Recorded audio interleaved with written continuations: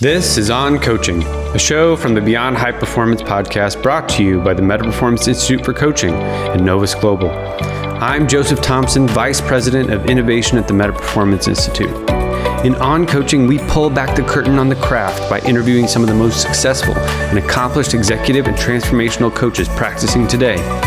You'll catch coaching tips and tricks and real-time learnings from some of the world's best coaches, along with a passion for this craft that we've dedicated our lives to.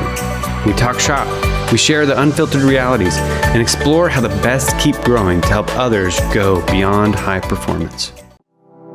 Welcome back to On Coaching, where we explore the craft of coaching itself, the work, the failures, the transformations, and the future of this vocation. In this episode, Joseph King Barkley sits down with two distinguished voices shaping that future.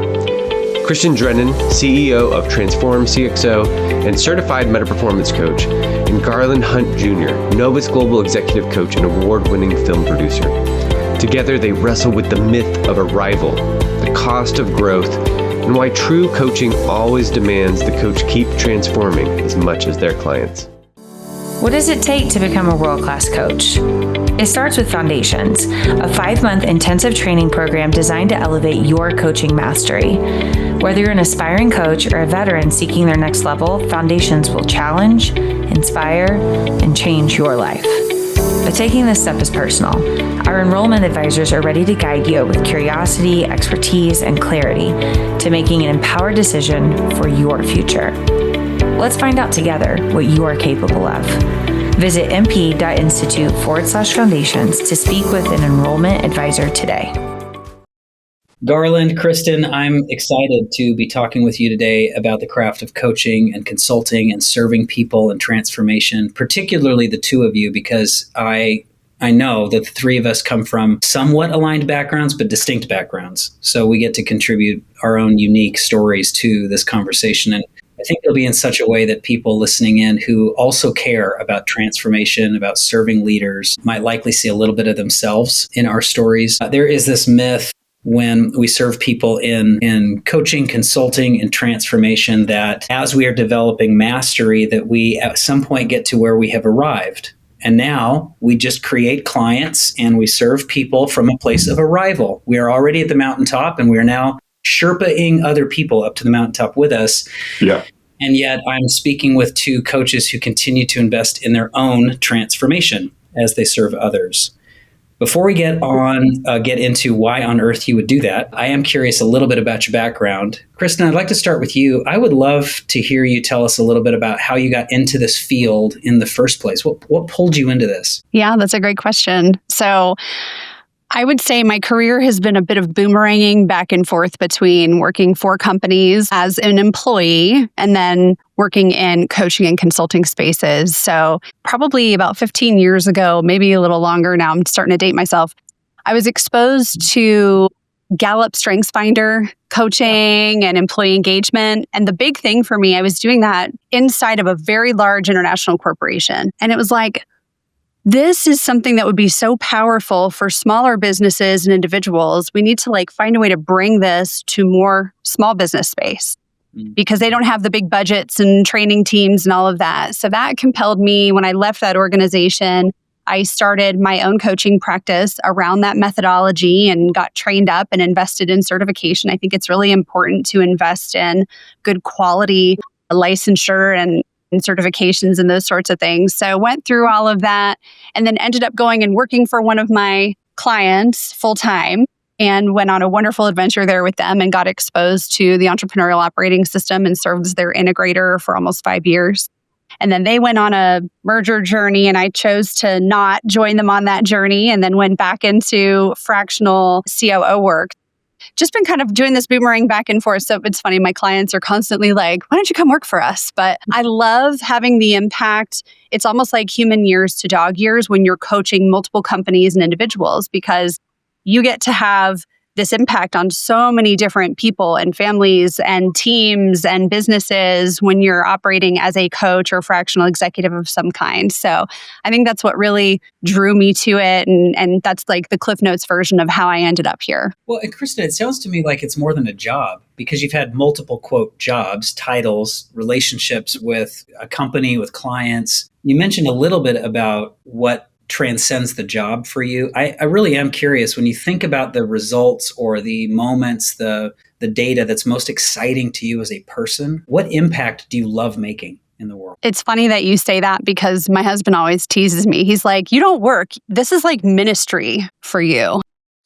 And Okay. I don't have a background in ministry, but the work that I do very much ends up feeling that way. And even the company that I run today, we help companies prepare for equity events of various kinds. And we help them scale and grow toward those eventual events, whether they're 3 years away or 30 years away, doesn't really matter. We're doing the same type of work there. And for me, the reason I'm so passionate about that work is because a business owner that experiences like freedom and joy in the work that they're doing, because they've put these systems and tools in place, they go home to their families and their spouses and their friends and their communities, and they're just better because they're not carrying the weight of all of that stress of their business into those other relationships, because we're human and we can't help but bring those things home, right? Despite our best efforts. And so my hope is that if we can, treat the business, maybe then we can treat the human, and then the human treats the other humans better as a domino effect of some kind. So I love people and leaving them better than I found them. Yeah, it's almost like, hey, let's address the challenges you're facing in the business. And that's a Trojan horse for real human transformation, which then, of course, ripples out to all of their relationships. That's beautiful. Garland, I want to ask you the same question. I know that you are already a very accomplished leader developer, and you have your own story about how you got there. But tell me, what drew you into this work initially? Yeah, I blame my parents for getting me into this work. My parents have been pastors my whole life, and I have watched them pour into humans since I was very, very young. And it impacted me. It impacted me in a very real way. I saw my parents journeying with couples through some of the most intense marital experiences that I could imagine. I've seen them journey individuals through some of the most tough things that life could offer and bring into their world. It's just been, for me, being in those formative years of my life, watching my parents journey with people in a real way. And of course, like the language they would use in that time was like discipleship and mentorship, or like Christian counseling or what have you. And, the framework that they were using, the language that they were using, for me, it didn't actually matter much to me at that moment. What mattered to me, what landed for me, was that I was seeing the transformation in real time. And I got hooked. I just got hooked. And I made a decision very early in my life that I wanted to be a part of transformative experiences for the rest of my life. And so what ended up happening was I left home. My parents had started churches my whole life, started a church in Virginia and then North Carolina and then Georgia. And I left Georgia to pursue a career in entertainment in California. And what ended up happening was when I landed... That doesn't surprise any of us, Garland, but that's a part of your story. That's another version of this podcast that we can talk about later. Right, different. That's a different conversation. Yeah. But when I landed in California, I found a community in a home church here, and I did end up going into ministry for some time, which was unexpected. But I ended up doing was a worship leader for about 17 years, and of those 17 years, I was on full-time pastoral staff for about 5 of those years. And so what I was able to do in that time was really cut my teeth on transformational work in the way that I understood it at the time. So I got several certifications within that world, within the context of that world, and was able to walk people through really, really powerful shift in their lives. When I left that particular home church, that version of my community, I started a coaching practice just by myself. And within a year, I had more clients than who I could serve. So I called some friends who were smarter than me and more experienced than me, and we started to build out a coaching practice together. And before I knew it, I had 28 coaches that were serving with me, and God bless them, because I operationally, is not my strong suit. But anyway, they stuck with me for a long time, and we built something really special and brought a lot of change to a lot of people's worlds. So maybe had you hired Kristyn earlier, then that might have solved some of those issues. That's what I'm saying. I didn't know Kristyn yet. Oh, that's great. Well, you both use language that I certainly understand ministry, discipleship, coming from church starting. Garland, I also was very involved in starting churches in the Hollywood area. And there are a lot of our listeners who don't come from that framework or background, but I imagine, add your own thoughts to this, but I imagine what they might be resonating with is they want to do more than let's just solve a short-term problem. They love people and they want to know, gosh, are there tools that I have yet to explore? Or is there maybe a different way I can use the tools I currently have to not just solve a problem for somebody, but really serve a person so that their life is never the same after getting to interact with me? I know the two of you in differing ways and to different degrees, but I've seen that drive how you talk about the people, how you talk about your clients, how you talk about the work. The things that light you up the most are, yeah, for sure, let's solve some problems. Let's make some more money. Let's reduce expenses. Let's keep great people instead of suffering from attrition. And while we're doing that, the most important thing is, who are you becoming as a person? Because that, at the end of the day, are the things that we are the most proud of in this work. So for those in our audience who may not come from a ministry background or even maybe a faith background, but they care about this, is there anything you would say to potentially encourage them about that longing that they have? Mm-hmm. I think for me, trying to figure out how do I say this. I think for me, it has been quite a journey for me, even spiritually. I've wrestled with, even the foundation of my faith and all those things. Like I've been an active wrestle with it all. And something very much so remains true for me is that when you have people's futures and their vision in the balance, like important things are at stake. And something that is run true for me through it all is that when you're interacting with someone on that level, it is just sacred work. It is just sacred work. And for me, it has always been that. And I think that it's because of the gravity that I feel in the work. I know that their vision at stake. There's futures at stake, and that means something to me. It really does. And so what would I say to people who don't have that background? I would say one, you don't have to have that background. That's one. But it also two, just opening the aperture of your understanding of your experience of what could be. In those spaces of coaching may be resourceful to you because there is something, yes, it can be a cerebral, it can be like, we call it a top down, right? Like when you talk about when you talk about things like talk therapy or even talk coaching, if you want to call it that, but just like that's top down work. But then there's also like bottom up. There's like the body, the nervous system. There's a whole lot more going on in these conversations than just like, hey, did you do the thing that you said you were going to do? Which is also so important. I'm not saying like integrity is so important. And there is just so much more happening than just what's happening on the cerebral level, what's happening on a soul level, what's happening on a nervous system level. I think what a lot of our audience would agree with is that there's so much more to life than what just shows up on a spreadsheet, and the things on the spreadsheet matter too. So let's pay attention to both, because that's where the best meaning is going to happen. That's great. Kristyn, anything you want to contribute in there? Yeah, I would say, I don't know who said it first.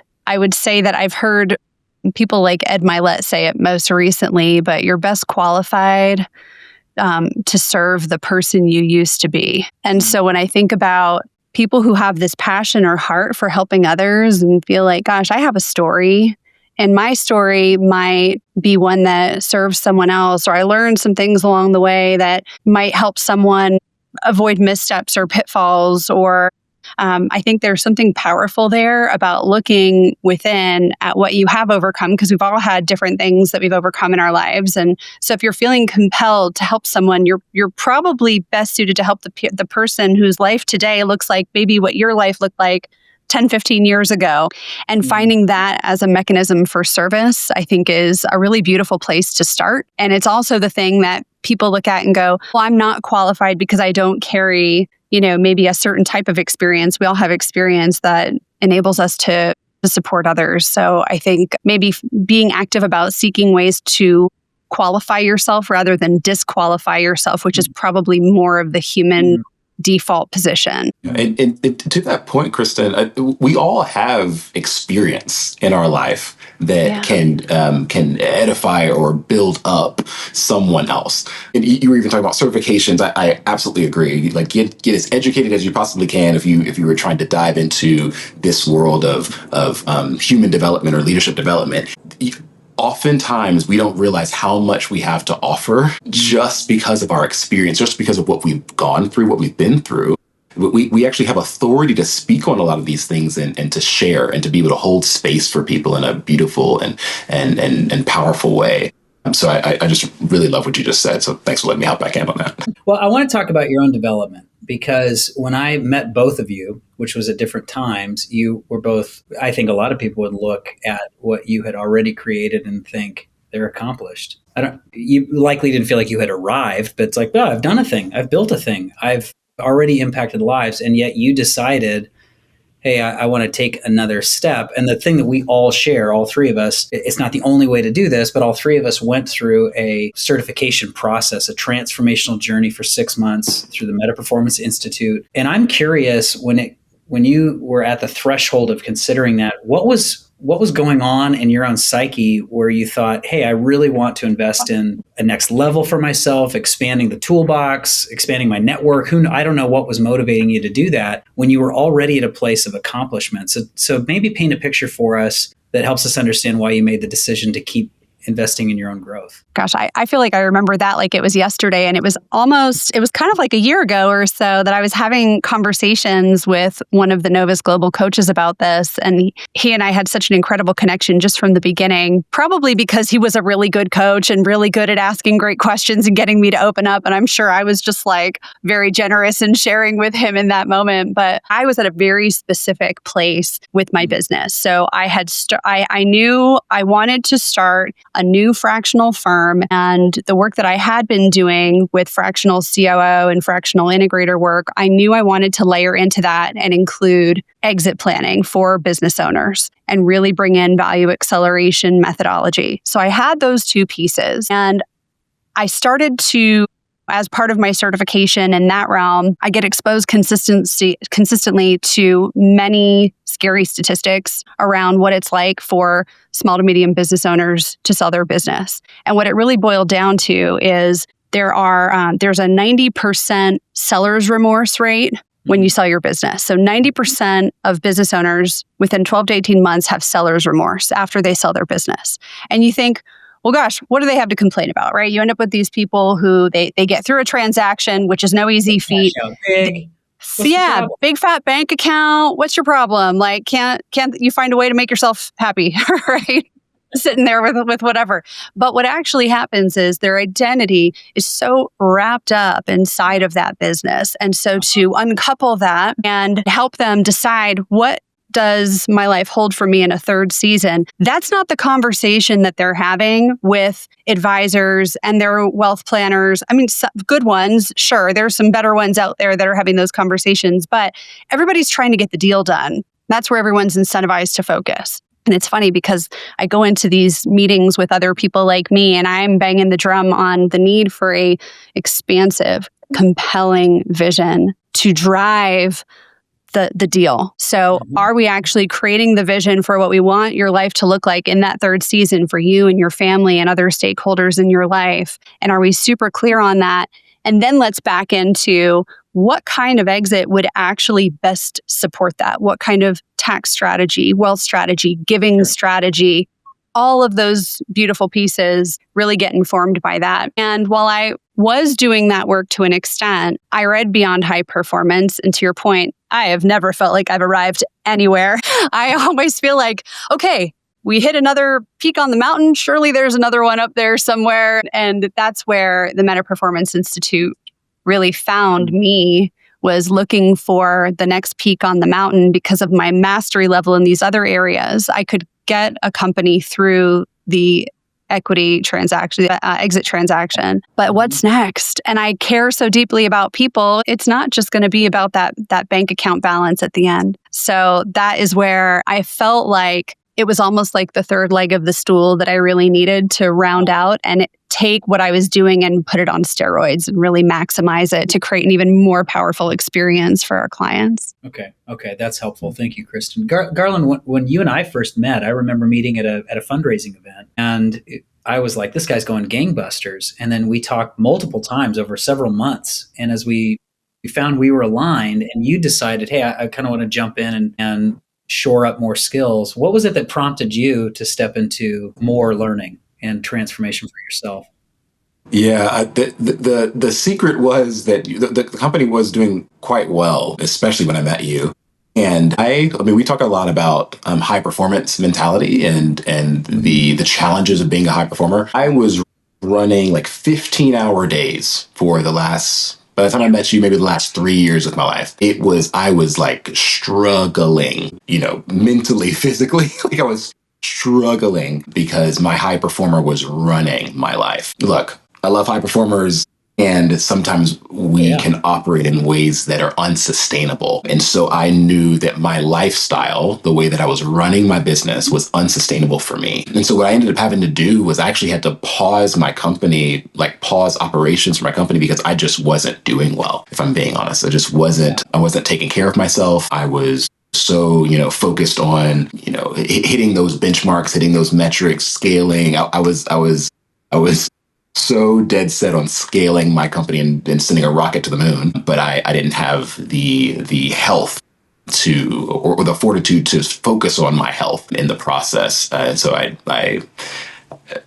couldn't do it. I couldn't do it. So even when you met me, I was in that very much so. Like on paper, the company was awesome. It was like, wow, like look what you've built. And I was like, yeah, look what I built. But my family saw like how much I was struggling behind the scenes. Yeah. Well, what's interesting though, Garland, I'd like you to expound on this, is I'm sure many of our listeners are or have experienced those seasons. Kristyn, I'm sure you in your own way you've experienced a season where it's like, I am burning the candle at both ends and in the middle. I've shared before on this podcast that I landed myself in the hospital with adrenal shutdown because I was working 100-hour weeks trying to build a thing. And the instinct there can be, I need to peace out for 3 months, 6 months. I need to just hit pause on all of life and somehow pay the bills, but I cannot do anything. And instead, Garland, which I think this is very interesting to me, instead you said, I'm going to go in a transformational journey. So it wasn't like you went into no activity, you went into different activity. And I'm really curious how did you size that up as opposed to just piecing out? Maybe you'd earned a long, long break, but you didn't do that. You went into this different experience. What motivated that? If I'm being fully honest, I was hoping that you guys would just like fix all my problems and the Institute would fix it all, The firm would like fix all my operational problems, and it would just be that was the magic pill. I was taking a magic pill, JKB. That's what I came in on some level believing. I really do believe that. And when I got there, I realized that this was a very different game that this community was playing, and it was all of a sudden it wasn't just about the numbers, though. In this culture, we create results, absolutely. And it was so much more about who I needed to become to achieve what I was committed to. I was not psychologically, mentally, on a soul level prepared for the level of transformation that I was going to experience in the Institute. It caught me by surprise. Yeah, I hear you. In so many ways. And I saw very quickly how it started to touch every department of my life, my business, my rates, my sustainability, my marriage, my family. Like there was nothing that was not impacted by the transformation that I was experiencing in real time. And so I think I came in believing that, it'd be a fix-all, magic pill type of fix-all. And it was very different than what I was expecting. And it was exactly what I needed. So JKB, can we go into the confessional for a second? And I can play on what Garland said a little bit. It's just between the three of us and thousands of Yeah, no one else is going to hear this story, right? So Garland, this is like my hashtag Me Too moment here. Like, holy cow, because I showed up and for the first weekend of, our first cohort, and wow, I was not expecting to be like, what we call under the bar and being coached and challenged so much as me. So I think I'm showing up to get another certification, right? Another notch on my vest, little bar, like maybe I'll get a badge to put on my email signature, my website or something, right? And I'm there half a day into the first day. So this is the real talk around the table. Half day into the first day, I went outside for lunch. I called my husband and I was almost in tears. And I was like, I don't know what I'm doing here. Like we're talking about stuff that I didn't expect to talk about. And this is not what I expected. And for me, being control freak, business owner, doing the work that I do, I'm like, I had a picture in my head of my expectations for this investment of time and resources and travel and time away from my family and my clients. And I'm thinking it's going to be one thing. And Garland, to your point, by the end of the weekend, I mean, JKB, you had me at the front of the room talking about my family and my marriage and the impact that all of this good stuff that I'm trying to build, the impact that that's actually having on my life in other ways. And am I really aligned and becoming the person who I'm truly, for me, divinely designed to be? And that weekend kicked off that, 6-month journey of incredible coaching, not only having the opportunity to like practice and play with the tools and try them out and learn them, but then also to be under the bar and be challenged on all of these things, forever changed, like can't unsee it, is absolutely how I explain that to people. Yeah. So grateful. And man, what an honor to get to be in this work together. One of the beautiful things of not only the 6 months, but, many of us going on to continue to work together and work together, have conversations like this together, is we so often are maybe initially blind or avoiding taking a look at things that are getting in our way. And when we're in loving community that fiercely is advocating for us, they're going to be asking questions and pointing out things that if we want to, we can address. And it creates so much more life and energy and joy. And a lot of times, in my experience, it catches me off guard. A story I share a lot in recent memory was we lost our home in the Eaton Canyon wildfire. This is very present for my family. 7 months ago at the time of this recording, 8 months ago. And I was with my coach 2 days later, and he asked me a series of questions, but one of them was, hey, if you're willing to look through this lens for just a moment, what if this is the best thing that ever happened to you and your family? How might that be true? What would you see? And I'll tell you, that was not, when I got into my coaching session, I wanted it to be a therapy session. Kristyn, I would have had that moment like you halfway through the session, texting my wife, like, I don't need to be doing this. Right now I'm hurting, I'm exhausted. And yet you stick with it and you find that there's so much value that can be created when somebody cares enough to say the thing that nobody else is saying or ask a question you haven't asked yourself in a long time, if ever. And so, thank you for sharing. Thanks for being in the confessional in front of lots of people. What does it take to become a world-class coach? It starts with Foundations, a 5-month intensive training program designed to elevate your coaching mastery. Whether you're an aspiring coach or a veteran seeking their next level, Foundations will challenge, inspire, and change your life. But taking this step is personal. Our enrollment advisors are ready to guide you with curiosity, expertise, and clarity to making an empowered decision for your future.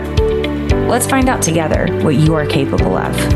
Visit mp.institute/foundations to speak with an enrollment advisor today.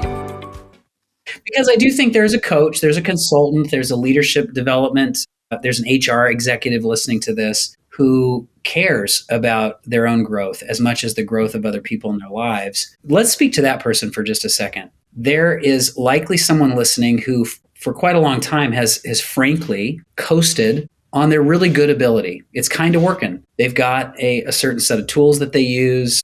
They have grown to a point, but maybe it's been months, maybe even years. And they wouldn't really be able to say, I've experienced a breakthrough in my own life or in my own growth. But what would be the encouragement to them? Not necessarily about Meta Performance Institute, but just in general, what would we be saying to that person if they were at this dinner table with us and it's been a long time since they've experienced a breakthrough moment for themselves? What might we say to encourage them? Yeah, so something that comes to mind is something that I did learn in the Institute, was that we can't lead our clients into places that we aren't willing to go ourselves. And so in so many ways, especially earlier on in my career, I had a lot of raw talent.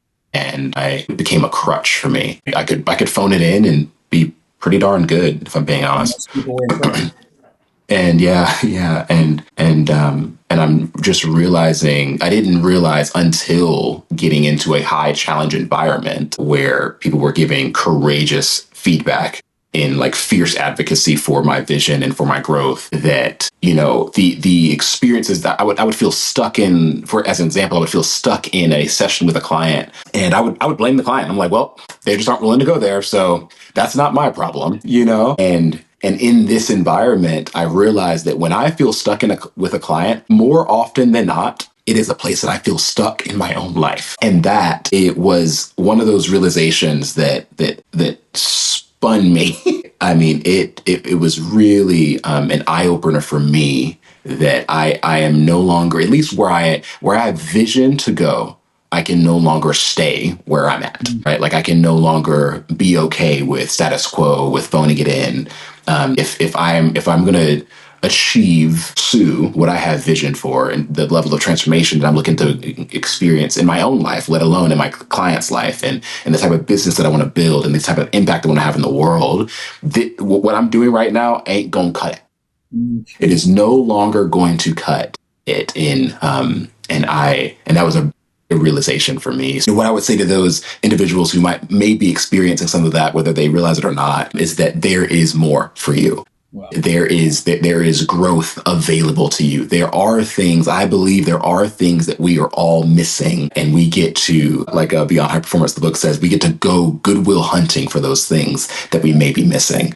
We get to go goodwill hunting for the ways that we are getting in our own way. And so my question or my invitation to them is go find it. Go on that beautiful adventure of growth to find it. Kristyn, what might you say to that coach or consultant or leader? Yeah. Well, in a lot of the spaces that I run in circles, there's no shortage of opportunities for professional development. And sometimes it does come in the form of a new certification, or there's a new tool or behavioral assessment or methodology or something out there.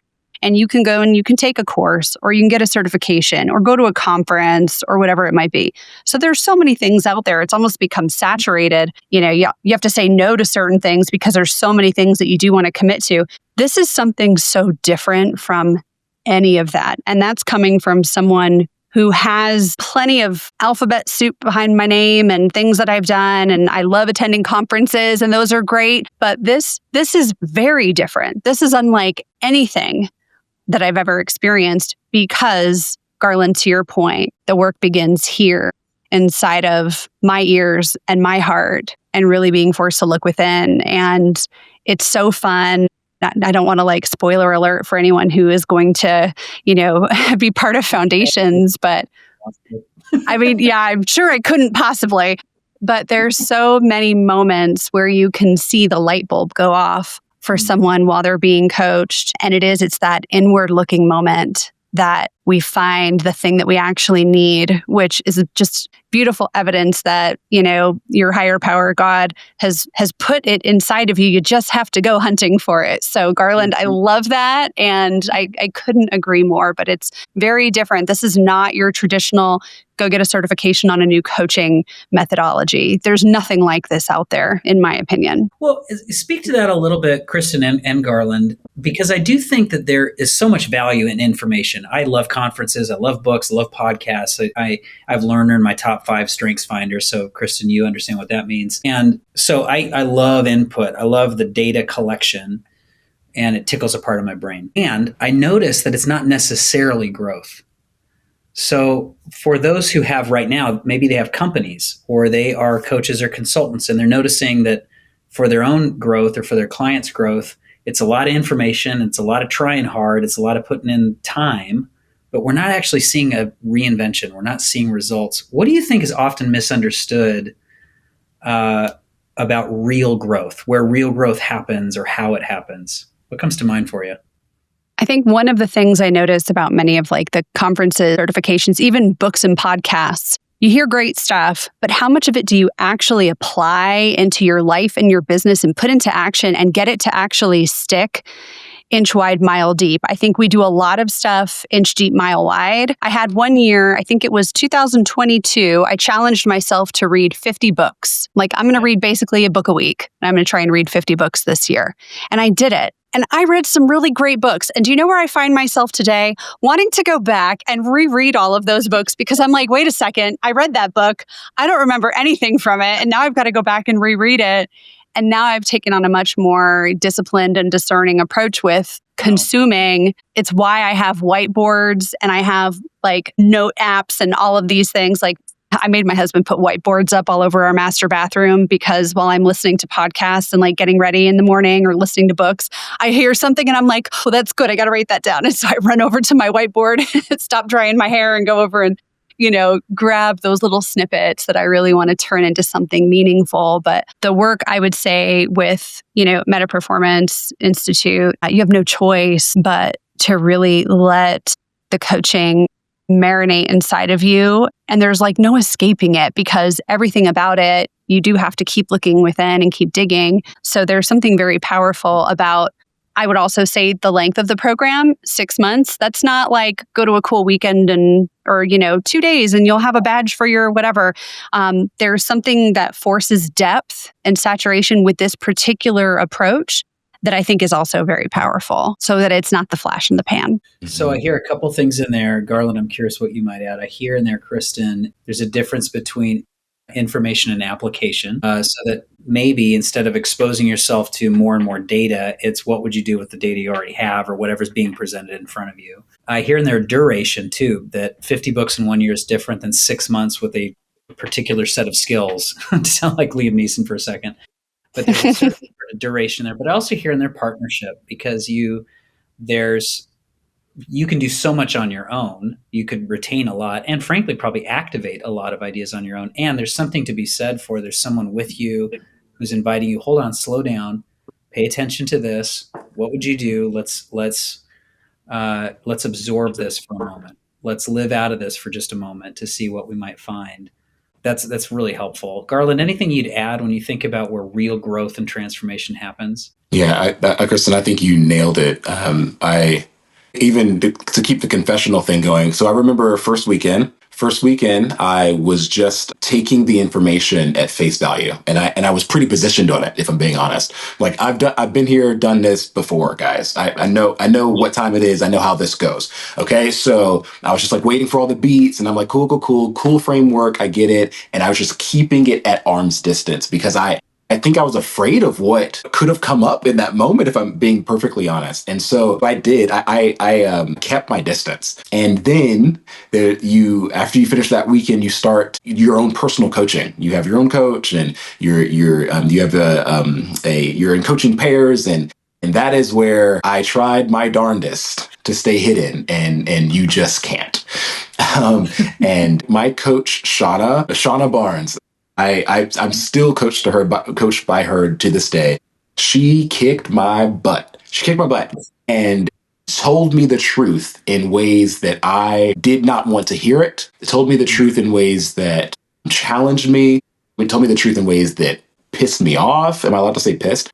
It was the first time that I experienced that level of disruptive ontological coaching in a way that invited me into the journey from mental assent to application. And so I think this is something that Jason says, or at least I've heard him say it at least once or twice, what separates a lot of us from the people who, change the world is not because they have some new truths that other people don't know, that they are taking age-old truths that we all know, like in our system, we know, but they are finding new and unique and more powerful ways of applying the truths that have existed for millennia. Mm-hmm. And so I'm realizing even the work that we do one-on-one and even in our trainings, you can keep it at arm's distance if you'd like, and you will just learn information.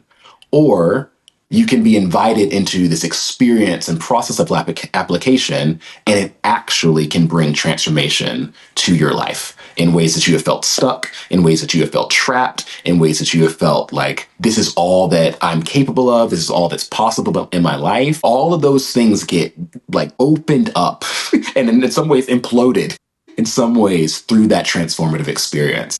And that was my experience during that time. Yeah. And what I'm gleaning from that's adding to this, where real growth is coming from, Garland, is first something that I think is worthy of applause. And that is that you stepped into the thing that was offensive or that you were resisting, because that's not for everyone. That takes a certain intestinal fortitude. Or maybe we might say it takes a vision that's worth it. It takes a vision that's worth stepping into something painful or difficult or new. And growth often happens on the other side of the thing we are resisting. So for anyone listening, it's not necessarily that you need new ideas. Like, I do not need to go into the gym and see new equipment. I need to use the existing equipment. I've seen a treadmill, I don't know how many times. Knowing that what a treadmill is not helping me burn calories and expand lung capacity and all of it. Get on that sucker. And I hear in there, so novelty might be actually a way to sort of avoid. Like, I'm just going to come up with new ideas and I need the new tricks, the new hacks to change or grow my business or, change my marriage. So it's not necessarily new ideas. It is like, hey, pay attention to those things that you might be avoiding, resisting, or even are offended by. And what if you sit in there to find out what if that was just a moat protecting something that you don't have to protect? What growth might become available to you if we're courageous enough to step through the thing that we want to resist? So there's some powerful stuff in there. I want to know, as I listen to the both of you, so much is impressive to me. And I'm curious what things you are continuing to unlearn. I've noticed patterns that have been hanging out in my life for decades. And as much as I get to be in this work and I get under the bar and I get coached as much as I coach others, I still notice myself revisiting patterns of like, there's that thing again. That's adorable about me. I'm really curious, maybe as a way of just someone else having a little Me Too moment that's listening to this. What do you notice in your own life that you're willing to share in front of lots of people that you're still like, you know what? I still sometimes notice myself getting in my own way with blank. And I'm so glad that there's people advocating for me in it so that it's not hanging me up as much as it used to. Yeah. For me, it is the chronic people pleaser. I have noticed, look, part of it is a gift, if I'm being honest. I'm good at getting people to like me, and It's worked very well for me in my life. So I don't know what the problem is. That's why it's still around. Mm-hmm. No, I'm realizing that there are so many ways that people pleasing for me has just been an inhibitor in different aspects of my life. I think about even in my coaching practice, my ability to close clients, my ability to serve clients. If I am in the space of like me, please like me, or what's going to make you happy, that does not create an environment where I'm willing to say the scary things, willing to give courageous feedback, or even when I mentioned being a fierce advocate for their vision. Sometimes you have to say things they aren't going to like. Sometimes my clients are going to get mad at me. Sometimes my clients might hang up on me. These are things that's like my commitment to you. And this is something that I've said to my clients several times. My commitment to you is that I will be a fierce advocate for your vision. I am not going to be a fierce advocate for our friendship. So there are moments that you will experience me as disruptive in a way that you do not appreciate. Yeah, you're not being and I'm real okay nice with to me that right now. Huh? You're not being real nice to me right now. That's right. It's kind of about your coaching session where you were like, hey, I kind of wanted a nice therapy session after I lost my home, and instead the type of work that we are up to, we are calling each other higher. We are calling our clients higher. So my point is, the thing that I am continuing to unlearn is that people pleasing gets me what I want. That's so good. So good. Thanks, Garland. Kristyn, what would you throw in there? Well, I can certainly relate to the people pleasing. So also in recovery there and perfectionism. But I think the fun thing here, ironically, I also had that experience with my coach that I had as part of Foundations. Am I allowed to say his name? He's like one of my favorite people on the planet. So Chris North was my coach. And at first I was like, okay, I wonder if this guy thinks I'm a good coachee. Like, am I doing a good job here? Right. And he had my number so fast. Like he could see it. I was trying to do a good job inside of the program. And then the challenge came. And the thing that I noticed was that my relationship with being challenged at a deep level was something that I needed to explore. And when I think about most people, I'm very fortunate to have a very loving family, wonderful husband who's my biggest raving fan. And it's he's not going to challenge me very frequently. And when we think about maybe historically, like what has our relationship been with people who have challenged us, maybe it's not been healthy and it's created tension in the relationship. And then here comes Chris North challenging me with inquiry and care without having to woo me and earn that right with me. It was a really interesting dynamic. His ability to just get right to the point, ask the tough question, and do it in a way that you could tell that there was care behind it. And it was also judgment free. And most people don't have the experience of their thinking being challenged in a judgment-free setting. And I would just encourage anyone who's thinking about this, what might be possible for you if you had that experience of someone who was there to truly, who cared about you as a human, and that was a parent, but could ask those tougher questions, because that is where you unlock that next level of the video game within yourself by being in a safe space where someone's willing to do that for you. And I just chatted with him this afternoon. We were just kind of catching up on a phone call, which was really fun. So I think he does like me, but he likes me better now because I let the perfectionism down and I let him challenge me and get real in my life. Yes. And now we have a real relationship that is it's become a powerful, professional friendship, which is really neat. I sincerely mean it when I say I could talk to the two of you for hours more, and we're not going to do that. Already so much value has been created. I want to thank you both for the generosity of your time. I know that there will be people who are served by this, who see their future in your present and are going to choose to do something different than create the stuck experience or create the bored experience by investing in their own disruptive growth for the sake of themselves and the world around them. So Kristyn Drennen, thank you so much. Garland Hunt Jr., thank you so much for your time. It's been an absolute blast. Thank you, JKB. It was an honor. Thank you for listening to Beyond High Performance, home to On Coaching, the Meta Performance Show, Your Finest Hour, and Novus Global Sport. We're taking a short break, but we hope this year's conversations were as insightful and impactful for you as they were for us. We'll see you in 2026. You've been listening to On Coaching, a podcast by the Meta Performance Institute, where we dissect the craft, the calling, and the future of coaching at the highest levels. By listening to this episode, you're helping us build a global network of meta-performing coaches who do more than help leaders succeed. They help leaders transform, starting with themselves. If today's conversation challenged you, stirred something in you, or brought new energy into your world, good. You're right where you belong. To learn more, or explore our certification, or partner with our team, visit mp.institute and join us as we lead humanity into going beyond high performance.